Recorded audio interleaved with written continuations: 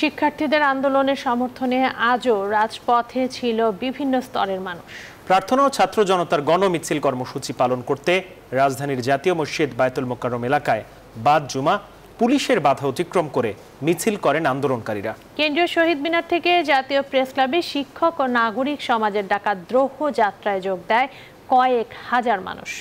ধানমন্ডিতে মানববন্ধন করে শিল্পী সমাজ। শুক্রবার জুমার নামাজ শেষে বায়তুল মোকাররম থেকে শুরু হয় ছাত্র আন্দোলনের সমর্থনে জনতার মিছিল। এ সময় ছাত্র হত্যা সহ সব নির্যাতনের প্রতিবাদে বিভিন্ন স্লোগান দিতে দেখা যায় আন্দোলনকারীদের।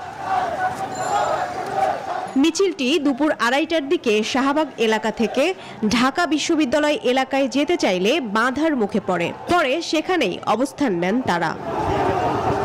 এদিকে দ্রোহ যাত্রার কর্মসূচিতে শিক্ষার্থী, শিক্ষক, অভিভাবক, নাগরিক সমাজের প্রতিনিধি ও বিভিন্ন ছাত্র সংগঠনের নেতাকর্মী সহ জড়ো হন হাজারো মানুষ।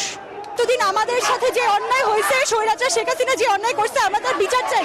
শেখ হাসিনার বিচার চাই আমরা। খুনি আমাদের যে ছাত্র জনতা মারা গেছে, এটার বিচার আমরা চাই। গণগ্রেপ্তার করা হচ্ছে। আমরা চাই হচ্ছে একটা শান্ত একটা দেশ। আমাদের রাষ্ট্রের সংস্কার প্রয়োজন, সেটা আগে করতে হবে। পাকিস্তানি হানাদার বাহিনীর বর্বরতা বাদ দিলে গত 100 বছরের ইতিহাসে এত বর্বরতা কাউকে করতে দেখি নাই। উনি জনগণ, আমাদের তরুণদের ভোটাধিকার কেড়ে নিয়েছে।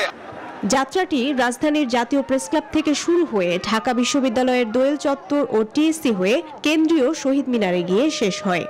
এই সরকারের কাছে আমাদের চাওয়া পাওয়ার কিছু নাই, তাদের বিচার করার বিষয় আছে। অনেক বিচার জমে গেছে, সেই বিচার করতে হবে। জুলাই হত্যাকাণ্ডের বিচার করতে হবে এবং সেগুলো করার জন্যই বাংলাদেশের এই সরকারের পদত্যাগ করতে হবে। এদিকে শিক্ষার্থীদের হত্যার প্রতিবাদে আন্দোলনের সঙ্গে সংহতি জানিয়ে 3 দফা দাবিতে রাস্তায় নামে শিল্পী সমাজ। বেলা 11টায় রাজধানীর আবাহনী মাঠের সামনে থেকে একটি মিছিল বের করেন তারা।